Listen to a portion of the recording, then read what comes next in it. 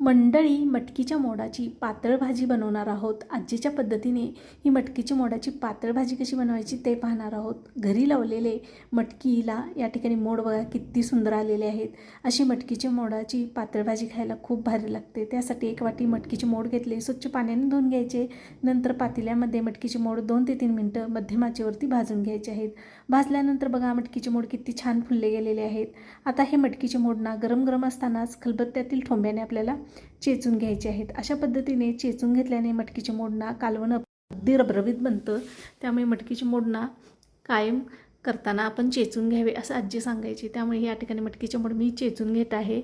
मटकीच्या मोडांना आता फोडणी देऊन घेऊया। त्याच पातेल्यामध्ये 1 चमचा तेल ओतून घेतलं, त्यामध्ये अर्धा चमचा जिरे घालायचे। जिरे घातल्यानंतर यामध्ये 1 बारीक कट केलेला कांदा, काही कडीपत्त्याची पाने घातलेले आहेत, तेही चांगले आता सोनेरी कलरवरती परतून घ्यायचे। कांदा सोनेरी कलरवरती भाजल्यानंतर यामध्ये 1 टमाटर घालायचा। टमाटर घातल्यानंतर यामध्ये ना 2 चमचे जिरे पूड, तसेच खोबरे, अद्रक, लसूण असं बारीक वाटण तयार करून घेतलेलं कोरडं, हे कोरडं वाटण यामध्ये घालायचं। 2 चमचे या ठिकाणी कांदा लसणाची चटणी घालायची आणि अर्धा चमचा या ठिकाणी किचन किंग मसाला घातलेला आहे। चांगला परतून घ्यायचा। परतून घेतल्यानंतर झाकण ठेवून परत 1 ते 2 मिनिटं चांगलं याला तेल सुटेपर्यंत परतून घ्यायचं आहे।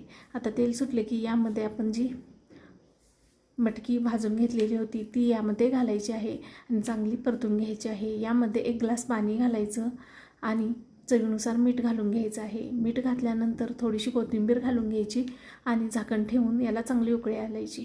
आता उकळी आल्यानंतरच यामध्ये ना आपण शेंगदाण्याची कूट घालणार आहोत। उकळी आल्यानंतर शेंगदाण्याची कूट घातली ना कालवणाला तेलाचा तवंग छानपैकी येतो असे आजी म्हणायची। त्यामुळे उकळी आल्यानंतर यामध्ये 2 चमचे शेंगदाण्याचे कूट घालायचे। परत झाकण ठेवून मटकी शिजवून आपल्याला घ्यायची आहे। 5 ते 7 मिनिटात ही मटकी शिजून तयार होते। अगदी रबरबीत या ठिकाणी ना मटकीच कालवण बनवून तयार होते।